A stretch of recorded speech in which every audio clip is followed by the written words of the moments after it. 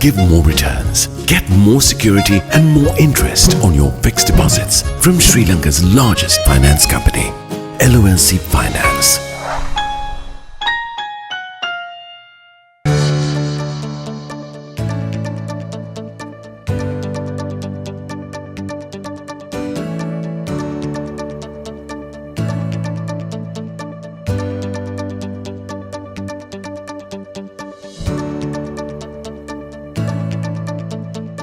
The key to quality and efficiency.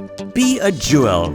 Professionalism is the jewel in the corporate crown. Refresh Sri Lanka for a civic-minded society in association with 99X. LMD, the voice of business.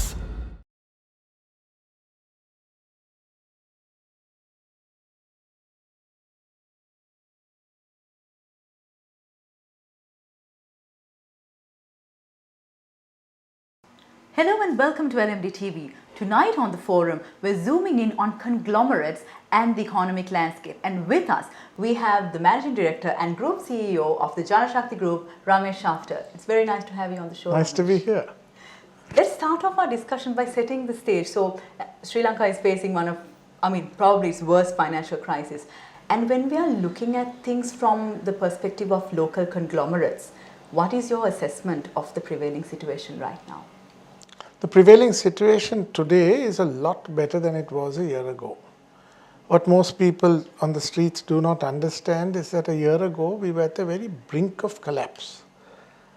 And they use phrases like galloping inflation and such things. At 70%, it's not galloping. Galloping inflation is when you had in the post-World War I Germany, people would take money in a wheelbarrow and you'll have the wheelbarrow stolen rather than the money, because money lost value so fast. We went to the very brink, and while I'm not attributing the turnaround to any individual, we have collectively managed to pull back from the brink. We're not quite turned around yet. We've just pulled back from the brink. So we saw just a few days ago inflation dropping to 25.2%. That's predicted to be single digit in 2 or 3 months. That's very good. The exchange rate has strengthened, but that's somewhat artificial because you're prohibiting the major import of vehicles and capital goods. So then it's fairly easy to say we're building up dollar reserves. Mm-hmm. That is still controlled, but still in the right direction. So those things are good for us. But the impact on conglomerates, one of the advantages of a conglomerate is you have a diversified portfolio of businesses. So in any crisis or any situation, some will do well, some will do badly. So just yesterday I was reading a report which analyzed all the public companies and said which ones will do badly because the rupee is strengthening and which ones will do well because the rupee is strengthening. So if you were importing stuff for your raw material, you're going to do well, your cost is coming down. If you were exporting, now you're getting 60 rupees less per dollar. That's not very good for you. So a conglomerate is one which has a diversified group of businesses which allows you to balance the risk better. And you were talking about how conglomerates were impacted. How did conglomerates impact the process until now? So in terms of conglomerate, what is a conglomerate? It's a group of companies in varied businesses, some in 5, 10, 15 sectors. With the changes that have taken place internationally, conglomerates have generally stuck to about 6 sectors, rather than diluting the effort in numerous sectors which are disconnected. And being in those different sectors, and in our particular case, we are in strong financial service sectors. Mm-hmm. So we are doing everything in financial services, from insurance to NBFIs or non-bank financial institutions, deposit taking, treasury bills, treasury bonds, key business segment in this crisis. The stock market we handle through capital market activities, through a stockbroker, through asset management. So we are in those things which are generally defined as the backbone of any economy. And so we have been there and we are strong and we have done well in these conditions. The conditions have been favorable to us, although not to the FMCGs and pharma and other sectors. And that's how we've been able to contribute and actually stay strong. You spoke of conglomerates having diversified businesses and therefore diversified risks. When it comes to size, do you think size matters when surviving and thriving through a crisis like this? Size is absolutely essential. And if you look at Sri Lanka, the largest companies on the stock market are diversified conglomerates. John Keel's Holdings, Atkins Spence, Hemas Holdings, Haley's, they're all diversified. But just diversified for the sake of diversification is one strategy, but it also builds critical mass. It builds your balance sheet, it builds your asset base, and therefore you're able to withstand. So in a climate like this, a particular sector may get very badly affected, but being a diversified conglomerate, you can run a loss in one and still make a profit on the other, and survive these stormy seas a lot easier than single business companies. So there are some companies today which are making a killing, and some today which are completely wiped out and shutting down because they can't survive because those segments are so badly affected. Is this going to, I mean, in Sri Lanka, we always try to say, boost entrepreneurship, small scale businesses and all of that. But looking at the realities, do you think that SMEs and small scale entrepreneurs are at a disadvantage right now? So it's always people at the bottom of the pyramid that get hit, whether as individuals or as businesses. And the crisis that unfolded in April of last year, we saw it was not a crisis that was not foreseen. I would say we as a group, we had discussed it from the previous year. We had reset our budgets in March expecting a crisis. But what caught all of us, even the experts unawares, is the rapidity of the crisis. Because you had interest rates being doubled by the central bank, and then in the market it actually went up 3 times. So you saw interest rates which were 7-8% suddenly ending up at 30% plus. The dollar, which was about 180 and pushing at 190, ended up at 360, 380. People were talking 500. The liquidity dried up. The banks had no money to lend even if they wished to lend, but then they were risk averse, so there's no lending. The crisis that unfolded affected SMEs the worst because they don't have the huge equity bases to buffer these kind of hits. And when you've been borrowing from a bank and overdraft at 8 or 10%, and suddenly you're having to pay 30-35%, where is that profit coming from? And simultaneously you had no fuel, no electricity, so your sales are not happening, your production is not happening. You had to buy diesel to run your factory, but there's no diesel in the market. So it was like a perfect storm. True.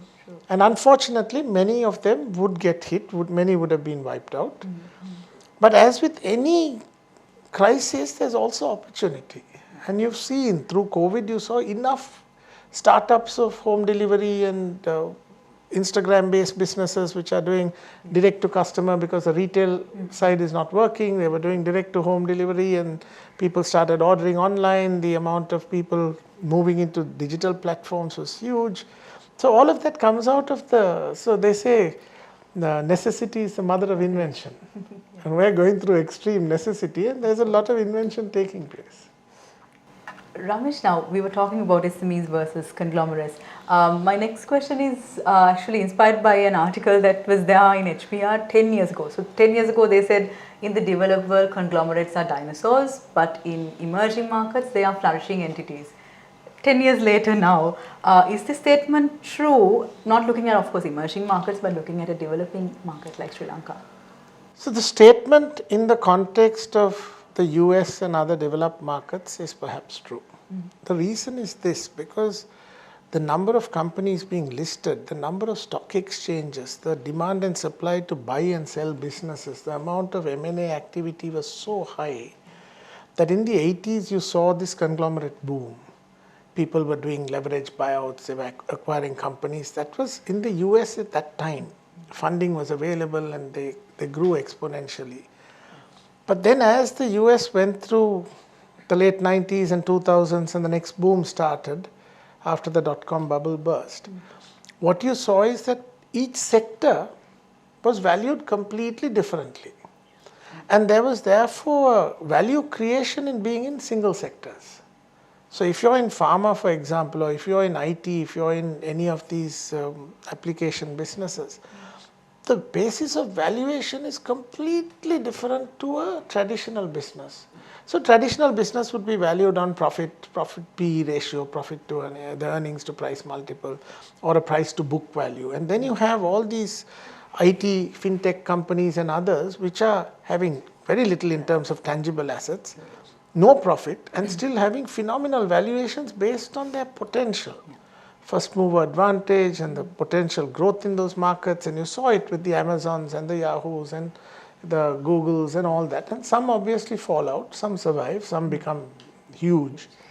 And those valuations, if they were part of a conglomerate, you wouldn't get those valuations. It will be all embedded in a conglomerate valuation, which is a lot lower. So people found it better to just be single sector in those markets where those sectors are big by itself.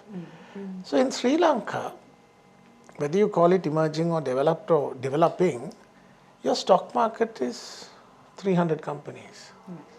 Your lead players in the stock market are conglomerates, the diversified sector and the banks. So and some of those diversified companies have huge stakes in the banks. So it's the Haleys, the John Keels, the Atkins Pens, the Hemas, and such companies that even a foreigner coming in to invest in Sri Lanka buys these as a proxy to Sri Lanka. You buy into a John Keels, you're buying into the hotel sector, you're buying into the transportation sector, you're buying into the retail sector, you're buying into the banking and finance sector. So it's a proxy for Sri Lanka. So those companies have a space, definitely at the moment they lead the pack. So they are not extinct here. Yeah, definitely. They are an absolute necessity here. And of course it provides the size, the critical mass. And then there's the efficiency in terms of shared services and services which you can provide to subsidiaries, which, let's face it, the Sri Lankan market, the Sri Lankan economy is minuscule in terms of some of the neighboring economies. So really, you can't be specialized and be of any size. So that's why you have diversified conglomerates being at the forefront here. Ramesh, you were talking about diversified conglomerates and looking at multiple sectors. If we look at business investments, if at all, in the, let's say, the medium run, which sectors do you think are looking most profitable for local conglomerates? So while we say local, our business could be international, right? So obviously the export sectors were getting a lot of support, and the strengthening of the dollar meant that their input costs, which are in rupees, are still somewhat low, and then they're exporting in dollars and they're getting more rupees for the value of exports. That's an inflationary increase, partly due to the currency. So many of those export-oriented businesses are doing well. But of course, we have to look at, in today's context, there is not just Sri Lanka's financial crisis, there's also global slowdown. I won't go so far as saying recession, but there's certainly a slowdown. So US is the biggest buyer of most exports. Of course, we have regional export partners when it comes to fruit and vegetables. The Middle East is a big market, the Maldives is a market, and so on. But our large exports is garments, and that's affected adversely. But what has Sri Lanka got special that someone else does not have? No longer can you go for cheap labor. You're not the cheapest labor. And labor just being cheap is not an excuse to export. So what have we got? We've got heavy rainfalls, lush green land, the ability to grow crops. The speed to market in the Middle East, you're 3-4 hours away from the Middle Eastern markets, whereas some of the others, especially East Asian, have a longer journey. So you have in the overall agricultural heading, but it could be value addition to fruits, it could be dried fruits, it could be fresh vegetables, it could be in the fisheries sector, because we are a large exporter of tuna and other fresh fish. The cold chain has to be maintained. It's not frozen, but there is huge potential because you can sell into Europe, you can sell into Japan, and we're known for that already. But that is not tapped to its full potential. So we have very little commercial agriculture in this country. By that I mean other than the traditional crops of tea, rubber and coconut. And those are not at optimum levels. So those traditional crops have in some ways lost their competitive advantage. Added to that, and I don't want to sound political here, we killed the brand name. Ceylon tea was known internationally, and when you change the name of the country, you kill that brand name. So people didn't realize what they did in that process. Because even today, people in the world know Ceylon tea, they don't know Sri Lanka. Apart from that, now we are getting people coming in and growing bananas and growing mangoes for export, and we have the essential ingredients to do that. What we perhaps don't have is some sort of cold storage chain. The damages from farm to table is high. So those areas, if that infrastructure is built, it becomes very good as a line of business. Because I think we need to play to our strengths. You can't just be a me too. You're never going to compete with the outputs of China or Bangladesh or any such place, because the labor outputs there, the work culture, the work ethic is completely different. I think we need to build on what we have. What do we have? We have a population that has 98% literacy. We have a population that is educated, and I believe that Sri Lankans are very creative, but that creativity is stifled, and certainly people don't have the opportunity to display that creativity. You look around the world, you see Sri Lankans achieving. Why? Because they have the inherent ingredients. So I think we just need to identify what we can be good at, what we can be competitive at, and work on that. So as a nation today, what worked for us 100 years ago will not necessarily work for us today. And we need to be ready to reinvent, we need to be ready to give up what we've held on to for dear life, even when it's a ship that's sinking, because we were always in that ship. You need to move on. And so if we look at it in that way, we would identify the sectors. We are world leaders in hard rubber tires. We are world leaders, especially in this COVID climate, we are world leaders in surgical gloves and other protective gloves. All rubber-based products, but instead of exporting rubber, you're adding value. And it's so with other chemicals that we have, other minerals that we have, we're exporting the mineral in raw form, and then we're re-importing the finished product in that phenomenal prices. We have graphite mines, we have ilmenite in the seashores, and we can find ways of value addition. There should be technology transfer, and then we will actually be competitive. There's no point trying to compete in the red ocean space where you really are not competitive. It's time to take a short break. When we return, we'll resume our conversation on conglomerates. Display your brand message on digital screens at prime locations.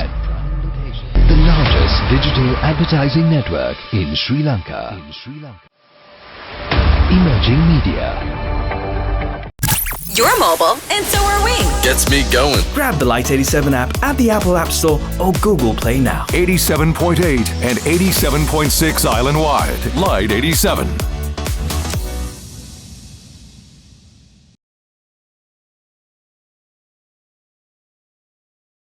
Welcome to LMDtv. We've been talking to the Managing Director and Group CEO of the Janashakthi Group, Ramesh Schaffter, and talking about the right ingredients like a conducive environment and the ecosystem. What would you highlight as the main things? Like you said, technology is one. What other ingredients should we be working on to really harness that value-adding potential? You're starting me on my pet topic. So I believe that Sri Lanka for the last 70 years has ruined itself. And it's not just one thing that's going to fix it. You have and I'm not trying to wave the Aragalia flag talking about system change, but there is a change needed in several sectors. And I come from a strategic planning background. Strategic planning sounds very great. What is it really? Where are you? Where do you want to get to? How do you get there? And if you critically look at where you are a failed state. Failed, not just economic crisis and defaulting on debt. That's just a byproduct of the inherent problem. So you're teaching the wrong subjects in school. You have a tertiary education system that can only cope with 1/10 of the output coming out of secondary education. So where do they go? You're then having a million people working overseas, and what are you exporting? You're not exporting brains, you're exporting housemaids. So even what you're sending out, you could add value. You could make them nurses or carers or whatever and be earning 2 or 3 times the wage.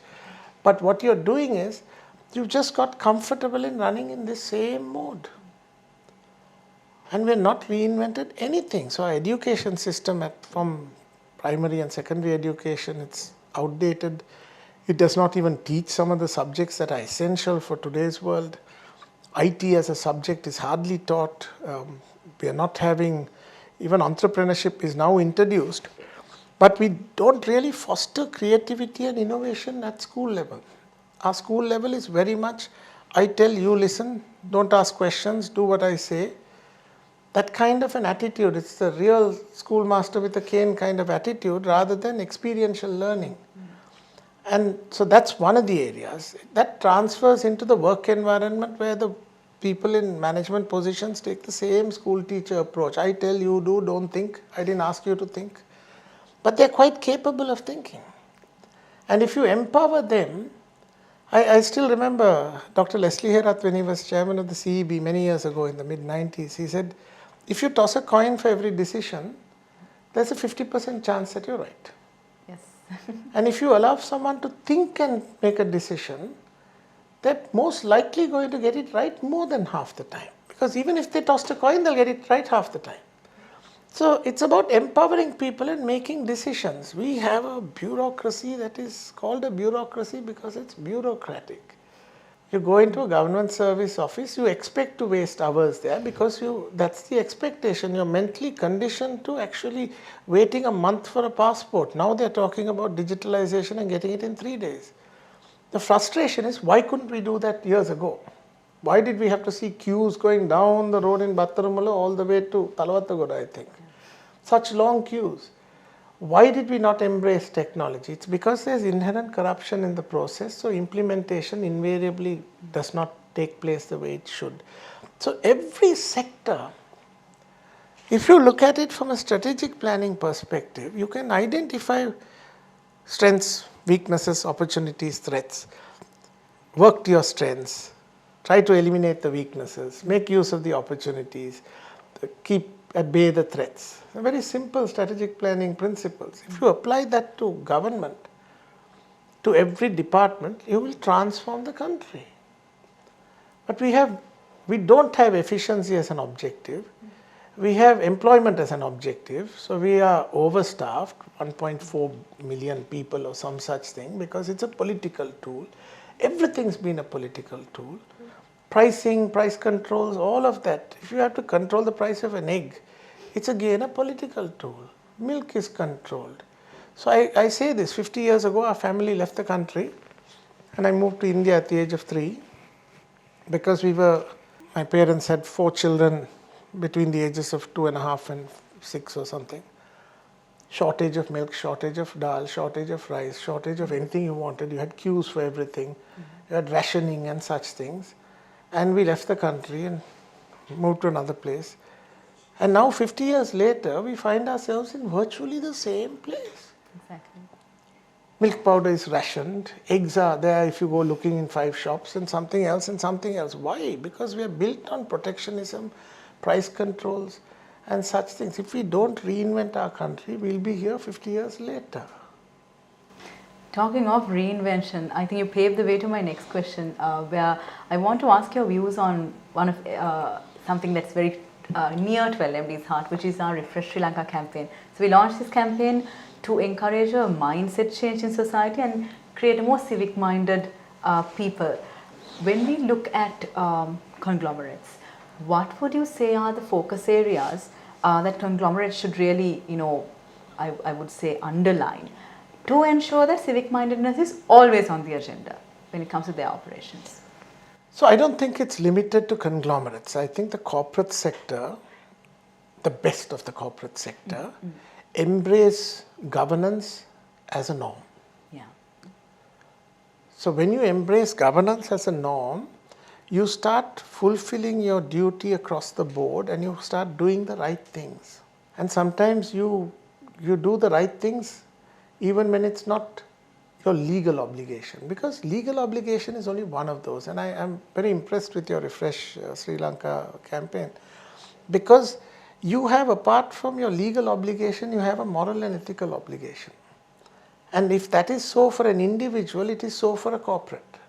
So we've had these nice phrases like CSR and such things, corporate social responsibility. But corporate social responsibility is good, but it's not something just to be done to get a tick on the box. It is whether you're actually doing something to change the environment, change the country, change the systems.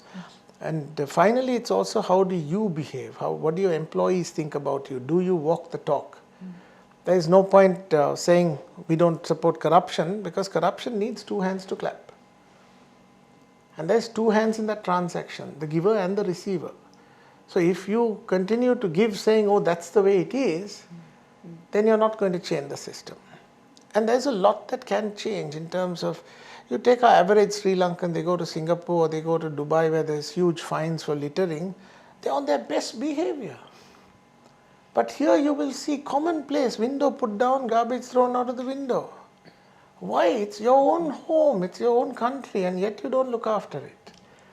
So it's also what you can do, and I think there's a moral obligation on every individual, every corporate, and I see that with many corporates. We saw recently a campaign to sponsor ambulances because there was lack of funding for the ambulance service.